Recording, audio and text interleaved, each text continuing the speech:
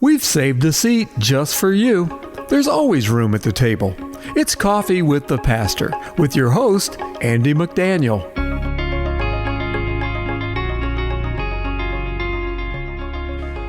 Welcome everybody to Coffee with the Pastor. It is absolutely a joy to be with you each and every Monday. I count it a joy to share a part of your day. I want to thank you for tuning in. I am your host, Pastor Andy McDaniel. It is a joy to have been serving in ministry now for 23 years. Can't believe that. We currently have the honor of pastoring the wonderful people of West Fayetteville Baptist Church here in Fayetteville, North Carolina. WFAYBC.net for all the information about our church. If you'd like to visit or looking for a church home, we'd be honored to have your visit. Well, today we're going to jump right back into the show with a friend of the show, Pastor Jacob Warren. Glad to have you with us. Yeah, really glad to be here. Man, it's awesome. What's going on, man? How's things? Oh, just like always, the only thing that's constant is change. Change is always ahead of us, right? No doubt, no doubt. How are things at Veritas? Going really well. We're able to move into our first permanent facility back in January. That's awesome. And again, it has been incredible. We've been able to see people come to faith, been able to baptize people. That's awesome. And all that stuff's really exciting. But, moving into your first space comes with all the problems as well. Like we were kind of talking pre-show, I keep saying it's problems I'm happy to have, but they're still there. So, yeah, oh, absolutely. And that's the thing is sometimes the problems can be challenging and difficult and what have you, but at the same time, man, what awesome honor it is to have them. You know, because if we weren't doing that and we weren't having those issues, then would we be accomplishing anything? Yeah, so right. it's good to know that there's things happening. So, Pastor, here on the show, of course, we try to cover topics that are relevant. We try to speak to our audience. That's really the what we do. And so a lot of people are searching through life looking for purpose. Yeah. All right. Obviously, we know there's been almost an entire industry made on that word and writing books, and we could get into all the weeds with that stuff. But life, just as we're talking about, whether it's professionally, spiritually, business, whatever the case, life can be a challenge. We know that. In fact, it is a challenge if we're just honest, right? But for some, it's really difficult. I want us to focus today specifically. I want to speak to the believer today. This is not to leave out anyone, but I really, when we look at our walk in Christ, we are, and not everybody really, I don't think, grabs this understanding. We're an example. Mm-hmm. We're to set the bar, man. I mean, we're the ones that are really not to say I'm better than you, but it's like, I'm pursuing something that's making my life better. Yeah. And so understanding that in specific, I want to talk about what that looks like. We sometimes kind of get a stereotyped version of that. You join the church, you own a Bible, you get into a small group. But what about purpose? Yeah. What about purpose? In the middle of all the struggles of life, the challenges, the battles, the realities, how do we find their purpose? I think it starts with where we all should start as far as with Jesus. It starts with the gospel, that from the very beginning, God has been invested in humanity. Yep. Even from page 1 of the Bible, he gives humanity not only dignity in being made in their image, but he gives them purpose. Absolutely. He tells them, be fruitful, multiply, have dominion over the whole earth, work the ground and keep it to Adam in the garden.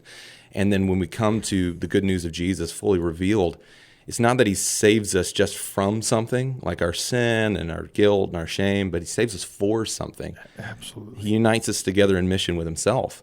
And even Jesus, the last thing he does before he ascends into heaven and he is able to send the Spirit, he tells his followers, his disciples, that they have purpose, that they have a mission, that they are central to the plan of God and the advancement of the gospel, and to go into the whole world and live lives that make disciples, live lives that teach all things that he has commanded them. And that's the stuff, yes, that's a grand mission, but it's done in the context of everyday life. Yeah. Wherever you're at, whatever context you find yourself, that is your purpose there, to make disciples. You have like a a global purpose in the world that's God-sized.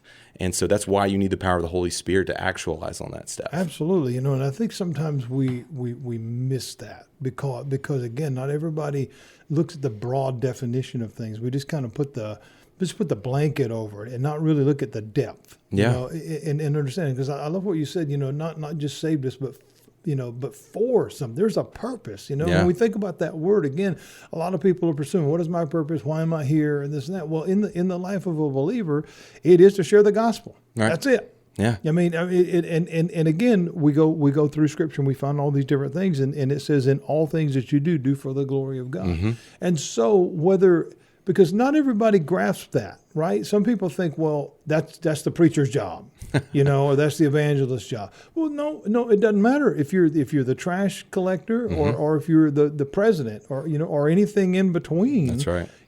It says that when Paul talks about equipping the saints, and the equippers, that would be me and you. Hopefully, we try to do an okay job with that of helping, but it is to take that tool that you've been given, whatever it is, and go out and do something with it. Yeah. Because again, whether we're an accountant or whether, I realize that some people struggle with the idea of incorporating their faith in their job. Okay. But it's about you. You might not be able to verbalize everything. Maybe you're working in a secular environment. Maybe you're working in a school that frowns on, maybe there are different stuff. But it's about you. It's not about what you say. That's right. It's about you. And I think our character shows whether we take our purpose serious or not. Yeah, there's a really helpful book that I read years ago by a man named Kevin DeYoung. He's actually a pastor in North Carolina, Presbyterian guy, but he's a good brother. I love him. We can forgive him for that. I'm just kidding. Love him. But he's got a book called Just Do Something. Right. And so it was really, I was talking with the lead of our youth, he's our youth director, about this past week, about how helpful that book was for so many of my generation, because we got told that Jesus has saved you, he saved you from something, or he saved you for something. And we just got so hung up on what's my purpose, right, so individualistically, and we've got to think like, I'm either going to be, taking the gospel to some country that's never heard of it or nothing. Or some grand thing or whatever. But so many of us need to start with what we already have. Think of Jesus and the story with the loaves and the fish, where he tells his disciples, what do you have? And Jesus is able to take that little bit of meager, almost seems like nothing to us, and just do more than we know to ask or think with it. Absolutely. And so that happens in the context of your job, your life, your spouse, your kids, the kind of sphere of influence you have right now. And even what Jesus would teach in the Gospels is that, like, he who's faithful in little, he's going to be faithful with much. Absolutely. And so more is going to be given to that guy. And so are you faithful in the small things of life? I heard Francis Chan say this just a few days ago on like a video online about how so many in our generation, in our day and age, we're just, there's many that catch a fire for Jesus, they catch like the desire to want to be a part of something that's bigger than ourselves. But we forget the faithfulness in the everyday, the faithfulness in the mundane, and the faithfulness to the right now. Because God isn't calling you to do what you might do in 20 years, but right now He is calling you to faithfulness in today. Absolutely, right? Absolutely, I love that. And you referenced the fishes and the loaves. I'm doing a current series called "Listening to God," and we're basing it out of Exodus and the conversation that God had with Moses at the burning bush. And as we go into chapter 4. I love, Moses has been making every excuse in the world about why not, and I can't, and I don't have the qualities, and all that, and the same thing that we do, right? The last message was, do we listen or make excuses? Because instantly we find all the reasons not to. But what I love, and it's very much what it ties together beautifully about the fishes and the loaves, is God asked Moses as they're standing there talking, he's finding every reason not to, and he says, what's in your hand? Yeah. And that's all God is asking for. What do you have? Because that's all I need. It doesn't matter if it's a little bit or if it's a lot. If it's 2 fishes and a couple of pieces of bread, or if it's 2 widow's mites, or if it's a staff. Whatever you have in your hand, God says, that's all I need. That's right. I just need you. Yeah. And if you'll get you out of the way and let me show you some stuff, then not only will you find your purpose, you will serve in that purpose, which will ultimately change the world. Yeah. And that's why, just as you referenced, when Jesus was ascending and the angels looked down upon those over there, so why are you standing here gazing? What are you standing here? Why are you standing here? They weren't being jerks. They were saying, don't you have something to do? That's right. You've got a purpose. You've got a reason to go. That's right. And when we have and been filled with the Lord and excited about what it is, we don't want to contain that. We don't want and when we think about the joy of the Lord, we think about having that wonderful news. It should elicit that excitement in us that we realize, wait a minute, that's part of my purpose. That's my call in this life, is to share light into this darkness. We can get overwhelmed by all the negativity that's all around us. That's right. It's very, very easy to do. However, when we realize that part of our reason to be here, part of our purpose, as we go back to Genesis creation, made in the image of God, well, what does that mean? An image is something that is seen. An image is something that is visible. What am I showing? Yeah. I think that, me and our staff, we've been walking through the Sermon on the Mount as a staff team, just slowly walking through it week after week. And a couple of weeks ago, we got through the passage near the beginning of the Sermon on the Mount, where Jesus is saying that you're salt and you're light, and then in that being light, you should let your light shine before others, so they see your good works and give glory to your God, your Father who's in heaven. And so, what we are to embody and what we are to reflect is the goodness of God shown through our actions and our work. And again, it's easy for us to think, that's being an evangelist on some stage somewhere, or some in what we might think in Christian circles, some grand act of faith. But it's in the normal. It's in the mundane. It's to the teachers that are going to hear this and need to hear again today. You are a role model for those kids in that room. You're to embody and bring Jesus in the way that you teach, in the way that you lead, in the way that you discipline in that classroom. For mothers, they're going to hear that. They need to hear that, you're not just wasting away your 20s or 30s, raising babies at home. No, you are the primary disciplers of your kids. 100%. They're going to take what they see in you and implement that by default in their life, some of them for the rest of their life. That's right. They're not going to see it. You're not going to see the fruits of that label immediately. Right. But those roles are so important, from the business leaders to the people making decisions, to the people working in the city of Fayetteville that are followers of Jesus and county offices somewhere. In all of those ways, we are called to bring and embody as much as we can the person and work of Jesus. Absolutely. How would Jesus respond in this situation? How would Jesus work diligently? You mentioned the trash collector or whatever. I've had jobs way back when I worked for my uncle in a greenhouse, trimming, hanging baskets of flowers and stuff like that. And I can even remember being younger in my faith, but thinking listening to good teachers and preachers and thinking, how do you plant flowers to the glory of God? How do you sell a hanging basket at the farmer's market in a way that others say man, you're not just serving the guy that you're working for. You're working for another master. That's You've got this heavenly Father thing, and they're like, I need to give glory to that God. That's right. Well, it is. It's about understanding the beauty of the gift that we've been given, and realizing, man, again, whatever task I've been given on this earth, from a employment side or talents or whatever the case, how do I do that and give God the glory for it? Do I, maybe I am selling the flowers at the flowers market. Mine looks better than everybody else's. Okay. Not in an arrogant way, but because I took time with it and I toiled the soil and I put the fertilizer and I did this, and mine stands out. Yeah. Well, that's when we're walking out, our testimony is our life. That's right. It's not our words. It's not about, on September the 19th, 1998, I walked the aisle and said the prayer. Okay.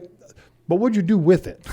That's the key, is in understanding that, again, a gift. When we understand, again, Jesus says in John 10:10, I come to give you life. That's a gift, and it more abundantly. What do we do with gifts?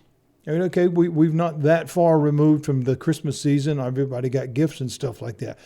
Some of them got put on a shelf. Some of them got consumed if they were food items or what have you. And others, we wear them daily, a hat or a bracelet or whatever. A gift is, what do you do with it? And I think, again, finding our purpose, especially as believers, and I love the reference to teachers and moms and all those things. A lot of people, whether it's the welcome to Walmart guy or whether it's the person at the front door of the church that's handing out bulletins, some people don't feel significant. Like, what do I matter? But again, we go back to what I was teaching about Moses. He said, I'm not a good speaker.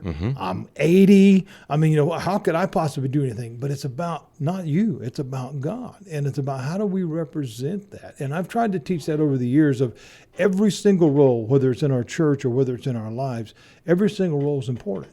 And it's about what you do with it. Because again, if you go into a place of business, a restaurant or a place that you're going to do business, that first person that you meet sets the tone.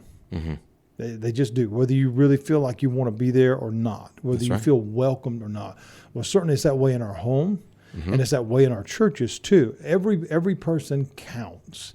And I think when we grasp that as we're out and about in life and realizing, okay, regardless of my role and what people see me as, whether it's a title, whether it's somebody important like that, I represent Jesus. Yeah. And that's like the coolest thing ever. That's when right. we begin to grasp that. Well, before we start working toward our first break, I want to look at Matthew chapter 7, and it says, "Ask and it will be given to you." All right, very very clear. "Seek and you will find. Knock and the door will be opened to you."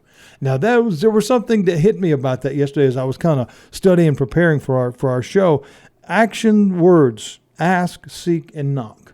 But think about it. In that final part, it says the door will be opened to you, which says the door is open, but it requires that I go through. So there's an action part on that as well. Life presents challenges to us. We know that. And oftentimes they either drive or they create a sense of fear in that challenge. So as we start working toward our first break, I want to broach this question: how does the believer, in the understanding of our pursuit of our purpose and all the other things, how does a believer build resilience when facing life and being that light to others in the face of fear and all the challenges that come? How do we stand on the other side of that? We're not Superman and Superwomen, Wonder Woman, all that. I don't want to leave out any side of this. But how do we understand that the power of God is on our side when we're facing all these things? It's hard. I mean, just acknowledging on the front end of that is that, like, no one is going to be able to do this perfectly. Right. Like, listeners here, we've got some pastors here talking around some microphones. We're going to fail at this. Absolutely. Like, we have failed at this. We're going to continue to fail at this. I could tell you a lot of stories that it would be embarrassing. So. But on the hope side of things, our church is walking through Hebrews 11 right now, and that's the grand hall of faith, all these examples of by faith, all these other people. And the grand point is not that, well, you should be exactly like Abraham and be exactly like Moses, and you should do all that, because you can easily feel overwhelmed, like, well, I could never live up to that. Right. I can never live up to that kind of standard. The end of my life is my legacy. Am I going to be known like Moses? Like, probably not. You're not going to get to write the Bible. That's done. But the examples of all this faith is, in a sense, the marvel that they're even included as examples. Yeah. Because we know these were not perfect men. These were not perfect women. Right. Even Sarah, it says that she's commended for her faith, that she believed the promises of God and received in herself the power to conceive. Like, that's crazy. But we know from the story, she laughed at God. She laughed at God. But still, God counts our faith to us as righteousness. Yeah. Just like Abraham. Yeah. And so the power to persevere is really in the belief in the promises of God. Absolutely. And it doesn't matter the amount of your faith in that. You can have a weak, fragile faith in God, but it doesn't matter the power of your own faith or the amount of your own faith. It's the object of our faith that saves us, not even our trust in it. Yeah. And the amount of faith that we have.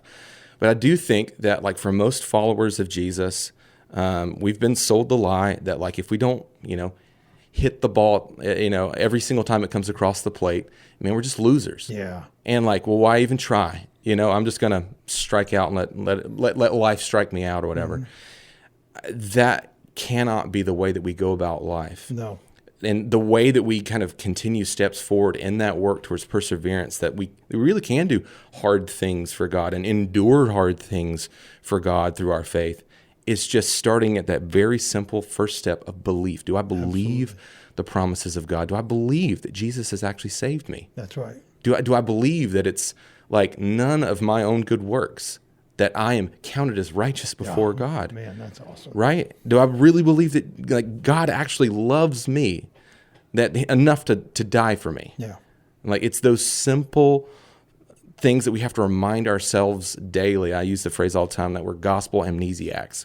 Like, we just I love that. we just forget it like Absolutely. constantly. And so we need to be reminded and reminding ourselves this way. Life as a part of a local church or in community with others of people that are followers of Jesus is so important, because we need other people to remind us when we forget it for ourselves. Absolutely. We're going to take a quick break, friends, and we're going to pick right back up where we just left off here as we pursue the life of a believer. What does that look like? We'll be right back.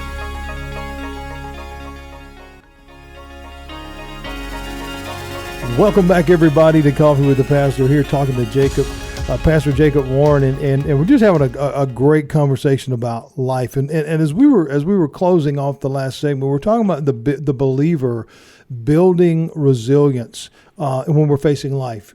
God called us very, very clearly to be the light into the world. All right, Jesus is the light of the world, but He's called us to take on that task as we're created in His image. Fear not. We find that all throughout the Bible, Old and New Testament. Yeah. Do not be afraid. Fear not. However you read it, whichever your version is. We would agree that's easier said than done. Oh, gracious, yes.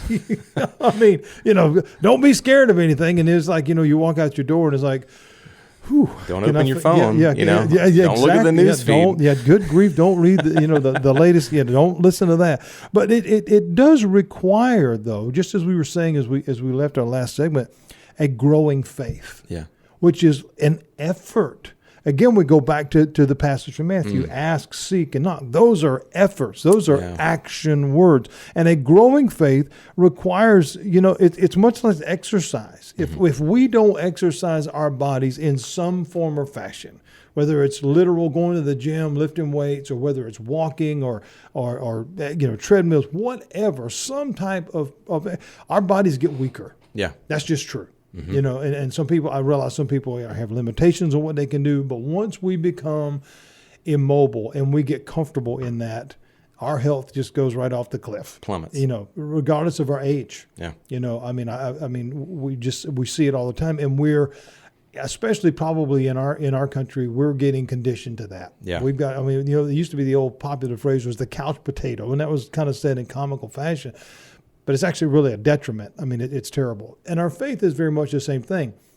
If it lays dormant, if it does nothing other than, again, I said the prayer, or I went to church, I'm on the membership roll. Yeah. Okay, but what did that do? That did nothing, because you're not growing in that. And so as life comes about, and life, again, to put it very bluntly, life kicks our butt sometimes. Life is rough. Understanding our purpose, understanding the strength that we find through Christ. Pastor, how should that impact relationships in our life, personally and professionally? Yeah. When it comes to relationships, I think it's that we need to hope beyond hope in most relationships that we have. That the gospel and living a life of faith requires that we see people and ourselves even through God's eyes rather than through our own cynical glasses that we're walking around with 24/7.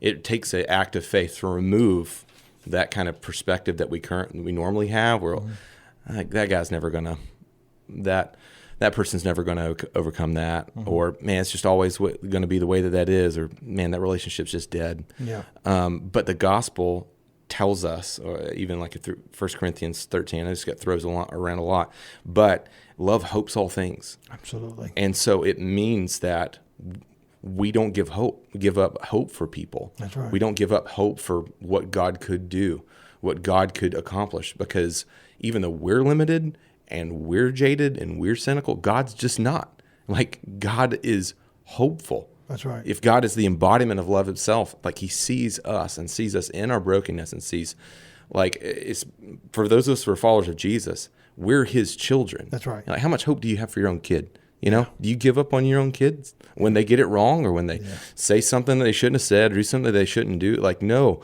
you don't give up hope on your kid and just say, well, you know, I'm just going to let you throw yourself headlong into that. That's just your defining characteristic now. Lord, yeah. No, you come around them. You love them. You support them. Yes, you correct. Yes. And part of that is shooting down the lies of the enemy. That's right. Like when you get hit with something that wants to attach itself to your character, you need to remind yourself and preach the gospel to yourself in that, like, God doesn't say those things over you. God doesn't see you as your addiction. God doesn't see you and define you by your sin. You are seen and defined by the righteousness of Jesus. Oh, man, yeah. And so God is filled with hope for us, and so we can be filled with hope for ourselves and for others. That, like, God can do whatever he wants. That's right. Like, he has the power to save. He will save, and he will continue saving. Because a lot of us, I think, get this stuck in a mindset where, I've been saved by Jesus, and we don't use the language of I'm continually being saved by Jesus. Right. Like, he saves me today, like through what I'm going through right now. Because salvation isn't just something that was accomplished at one point in time. We're being sanctified day by day every day. Kept day by day. Absolutely. Well, I think, what plays into this is kind of what we've talked about. We sometimes forget that we have a purpose because we lose sight of that because of the fears and the defeats that come about in life. Well, I didn't make it. Okay, well, that may be true today. Maybe it didn't work the way that you wanted it to. Right. Certainly, I've had some great mountaintop experiences, and I've had a whole lot of valley experiences. I mean, because again, you don't, and I've learned over the years, you don't appreciate the mountaintop near as much as you do when you're in the valley. That's right. That's when you realize, okay, I know what it is, and I know I can have it again. And as we pursue the things of God, again, fear, just like the enemy is a product of that. He comes to steal, kill, and destroy. Yeah. And when we realize that and realize, okay, you're trying to take something away from me that's not yours. That's what a thief does, right? Yeah. A thief comes in your home or in your place of business to take something that is not theirs, that they did not work for, they did not earn, they did not create. Yeah.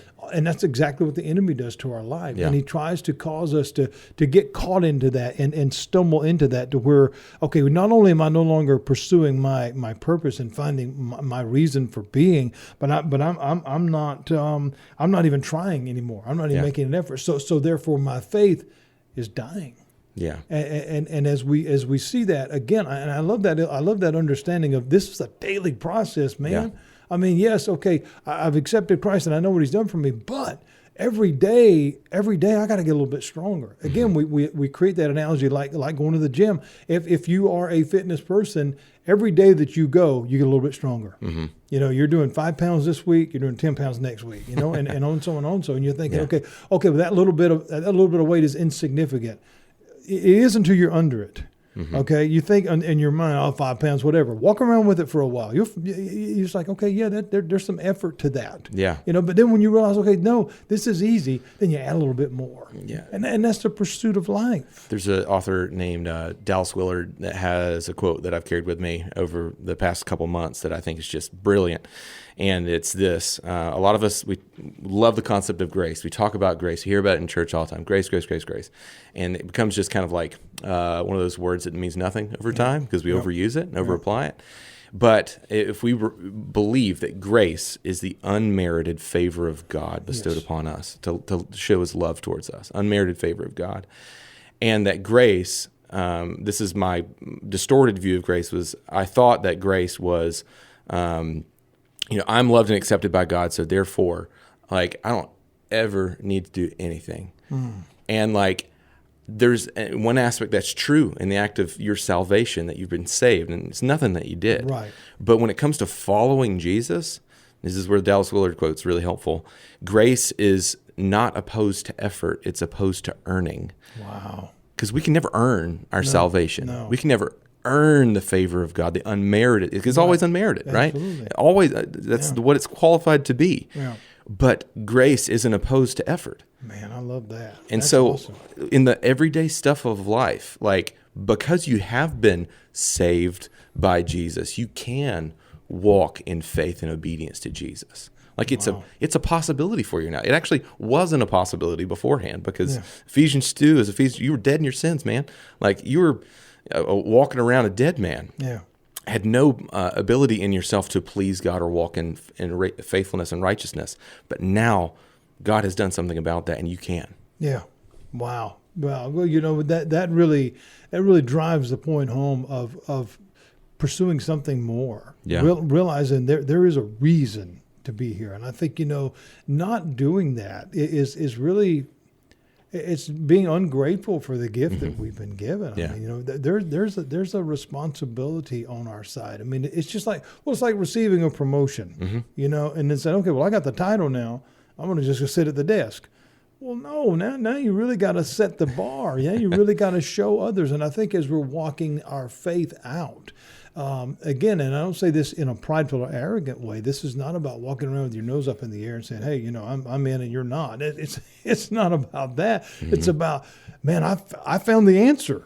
Yeah. I mean, it is like, and we continually find ourselves back at the well here on this show, The Woman at the Well. But I love the illustration there, man. I mean, Jesus told her everything, and she ran into town to tell everybody what he had done for her. That's right. By telling her life wasn't really where it needed to be. That's and right. she was excited about that. Most people would be embarrassed. I would be. I mean, but when we think about the context of what was said, she was released from that. He was like, okay, let's move on to something better. Yeah. And sometimes when we think about pursuing relationships, we that's impacted by fear and by mistrust and all the other things, because as we see life right now, it's like, it's a kind of a mess, and you see people doing people wrong, and you see the chaos of stuff, and you see people, gossiping and stuff. None of that stuff's new. No. People have been making up stuff about people forever.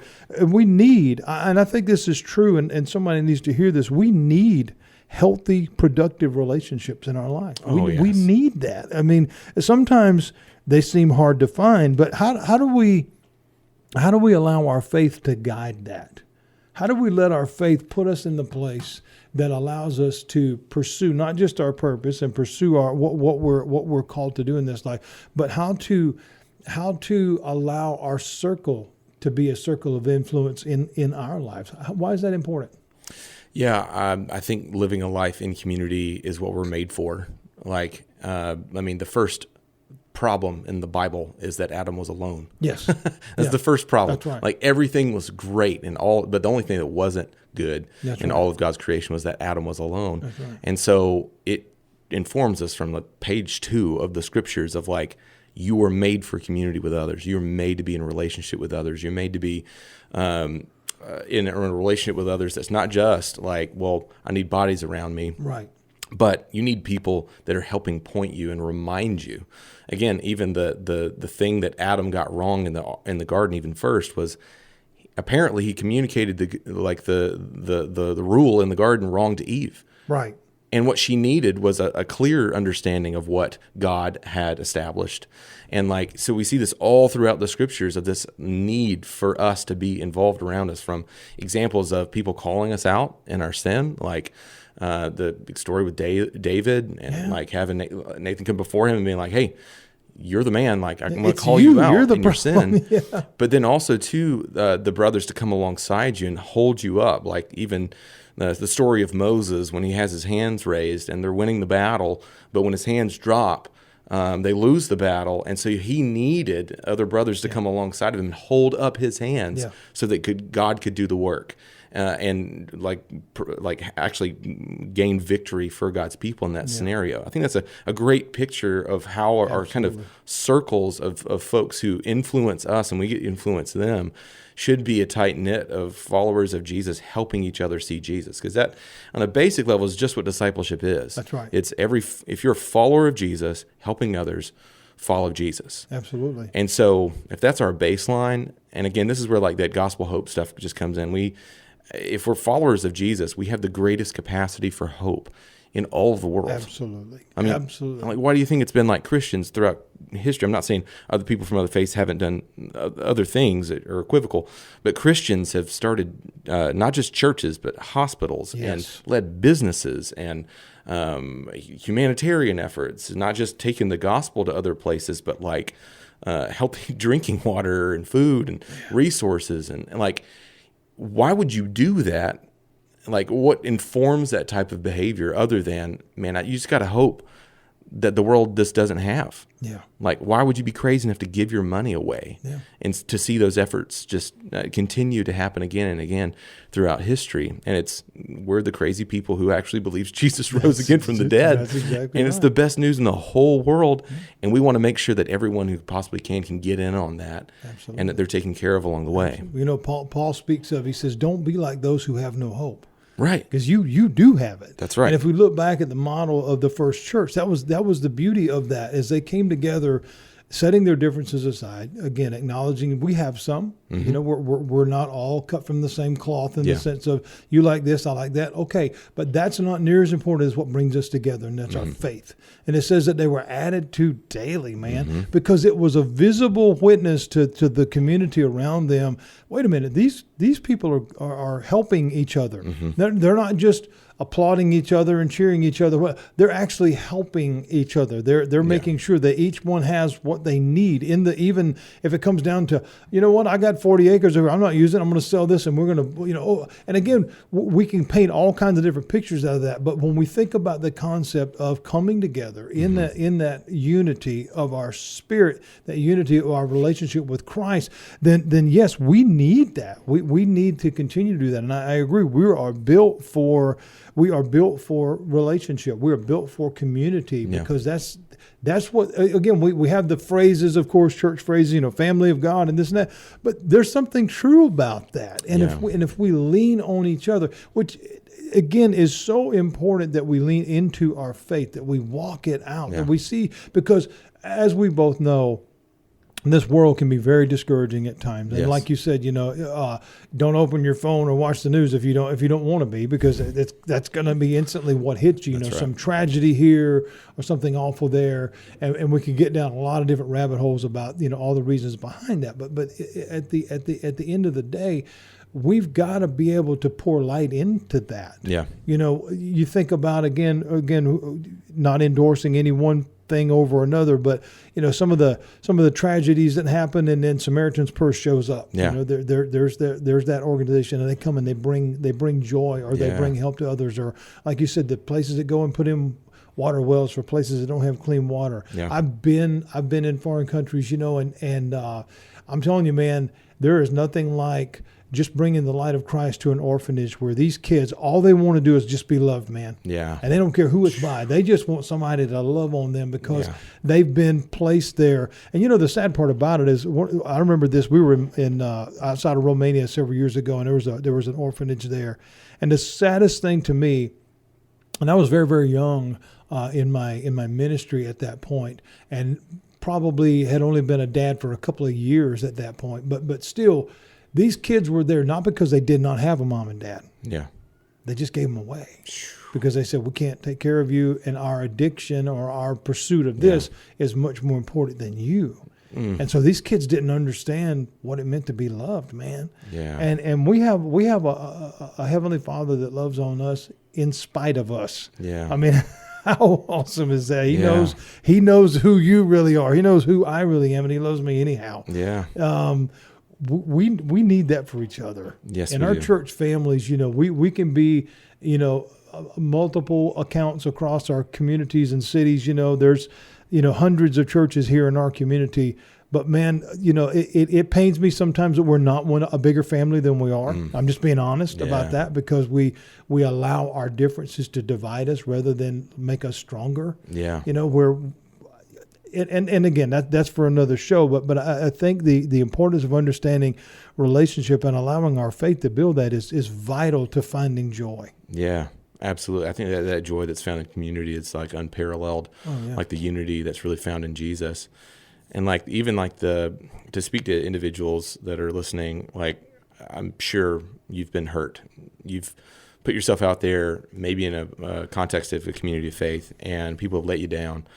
But again, because of the good news of the gospel and like the truth that you are made for community with other people, and there is hope for you and hope for the relationships that you find yourself in and what God wants for you. Yeah, you could try to live life by yourself and just read your Bible and be a good person or whatever, but there's more for you than that. Much more. Like so much more. And what the gospel does is it gives us this capacity that's really miraculous for hope for our relationships, that we can actually be vulnerable again, that we can actually share the hard things of what we have going on in a community of faith, and not be judged for those things, but to be welcomed in, be prayed for, to be encouraged in those pursuits of holiness.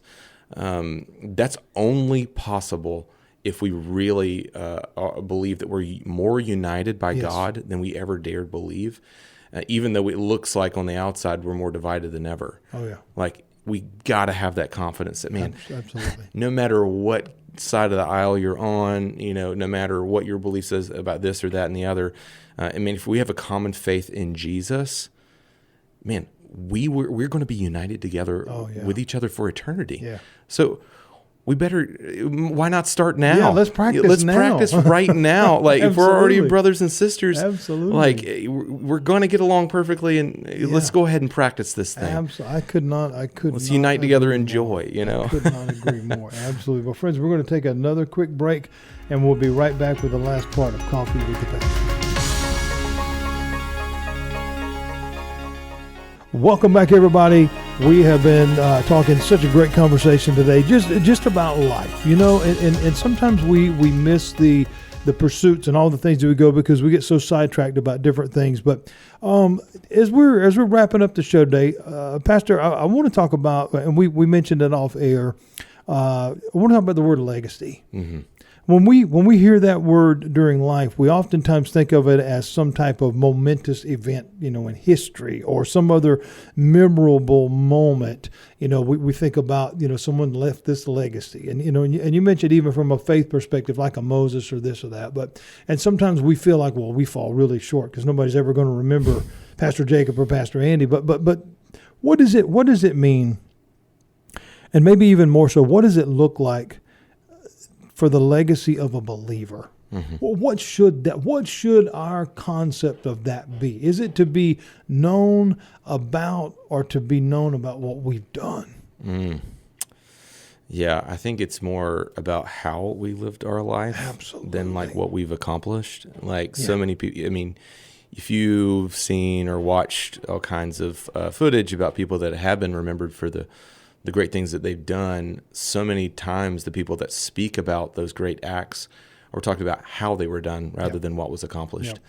It was their character. It was the way that they approached the problems that life threw at them, and the situations that they were able to overcome. And as followers of Jesus, we acknowledge fully we're never going to do those things perfectly. But are we shooting for living life in such a way that brings glory and honor to Jesus and makes people known about him? Because, I mean, Jesus was the greatest man who ever lived. And he spent the first 30 years of his life in absolute obscurity. Yeah, absolutely. I heard a guy the other day say, like, all right, what was Jesus doing at 23? I don't know. So he was a carpenter, and then what was he doing at 24? He's probably a better carpenter, getting better at that. Yeah. But like in our lives, I think that we shouldn't focus on like again, you mentioned mountaintops earlier. It's not about like what mountains are you going to climb in the name of God, but like often we're like Abraham, where God's just telling us go. That's right. The young book, like just do something. And then along the way, God's going to reveal. God's going to show us the direction of our lives. God's going to maybe give you a mountain that you've got to climb that other people are going to be like, man, that was amazing. Yeah. But at the end of the day, it's not going to be probably that you climbed the mountain, but how you did it. That's exactly right. It's the way that we live, whether it honored Christ or not. Mm-hmm. I think when Jesus said, he said, others will know that you're mine by how you treat each other. Yes. That's the key, because our visible witness absolutely matters. And so it's not about pursuing the idea of, having your name engraved on something, or being on a Mount Rushmore of, the greatest of all times, or this or that. Because sometimes, and again, I don't say this to be critical, but sometimes those who pursue that, they fail miserably. Oh, yes. Not only because we're human and we're fallible, but they get prideful and arrogant, and therefore their legacy gets cemented, but not for all the wrong reasons. That's right. There are names that we can mention right now, and again, I don't want to do that, but there are names that we mention right now who at one time may have been considered, giants of the faith, but their fall and their failure not only proved their humanity, but it said pride goes before destruction. Yeah. And again, that's not to demean them in any way, but their legacy that may have been is no longer. Yeah, that's right. It'll crumble. It's just not. And so our pursuit of this, again, if we look back to the characters of the Bible, and my all-time favorite, of course, there's so many, but Paul, I just love the humility of Paul, because Paul says, I'm not there yet. Mm-mm. And now this is a guy that did write, most of the Bible, and or at least the New Testament. And he said, I'm not there yet. I'm still going after it. And to me, that is not only humility, but that's real. Yeah. And that's what I think that as a legacy, I think of, as I was preparing and thinking about talking about this particular thing, if anybody were going to say anything about me and it's my time and I'm done, I would, that would be what I'd want said. He was real. Mm-hmm.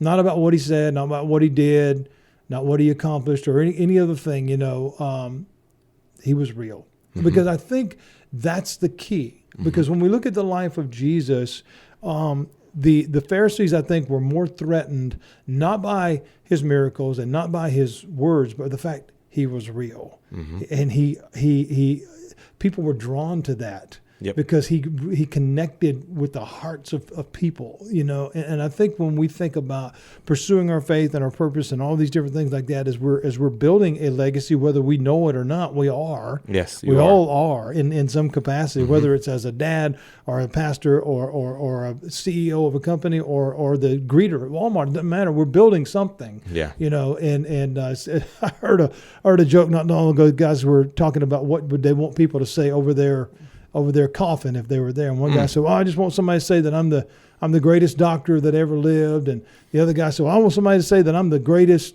dad that there ever was. And the other guy said, well, I want somebody to look down and say, he's still moving. I'm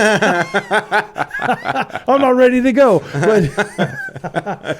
But seriously, it's we think about that. So as we've been talking into life today, friends, and maybe you've heard something today that's challenged you. Maybe you've heard something today that that has said, well, I need to think about that a little bit differently, because maybe what I'm pursuing is a waste of time, or maybe what I'm pursuing is not honoring God. And it's not about trying to defeat anyone in their dreams and their visions. We should all have those. That's right. But as we pursue the things of God, it says, do all things for the glory of God. Mm-hmm. Is what you're doing going to glorify God? That's right. And it may be that it is. Give it all you got. Mm-hmm. If it's not, let that pause set in and say, okay, what are we doing here? You know. And again, you may never be notable. You may never have your name in the lights. It's okay. That's okay. That's not that important, because again, we're being looked at and watched over by our Father, man. And and just like you mentioned earlier about kids, we're all, whether our kids will be successful as the world deems that title or not, they're always that way in our eyes because they're ours. Yeah. And that's how God sees me and you. Man, that's my boy. That's right. That's my girl. That's right. Because when I look at my kids, that's how I see them. Mm-hmm.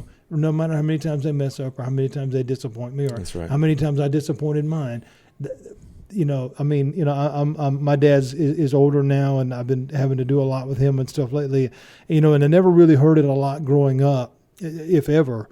But honestly, now in my mid-50s, man, I'm telling you, the feeling that it comes to my heart when my dad looks at me and tells me he's proud of me, that's like the greatest thing ever. Yeah. And that's how God looks at me and you right now, man. Yeah. Yeah, you screwed up, but let's go do it again. That's right. Let's make it better next time.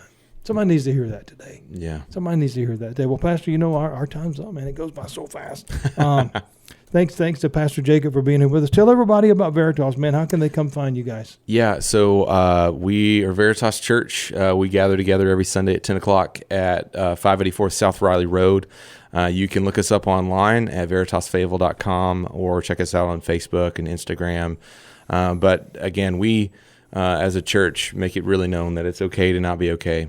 We just believe it's not okay to stay there. Absolutely. And that we want to be about the fame of Jesus in all things as a church. And so, we're not fancy, we're not about a big show. Yeah. We want to preach faithfully through books of the Bible. We want to make much of Jesus. We want to gather together on Sundays and then scatter together in communities throughout the city through groups and all the other types of ways. But we really do want to see the gospel advanced around the world because we believe that our purpose, our mission is to love God, love people, and advance the gospel. That's it. It says in the book of Acts that even when they were scattered, yep, they were still preaching the gospel. That's right. And I think, I love the fact that you appeal to the broken, because many people feel like they're too broken. Yeah. I wouldn't be welcomed, mm-hmm. or I can't go because I've done this or that. That's exactly where you need to be. Yeah. And I tell people that all the time. We get calls, and it pains my heart to a degree. And on the other side, I understand it because of the way things are in this world today. But we literally have people call our church sometimes to say, "Can I come?" Yeah.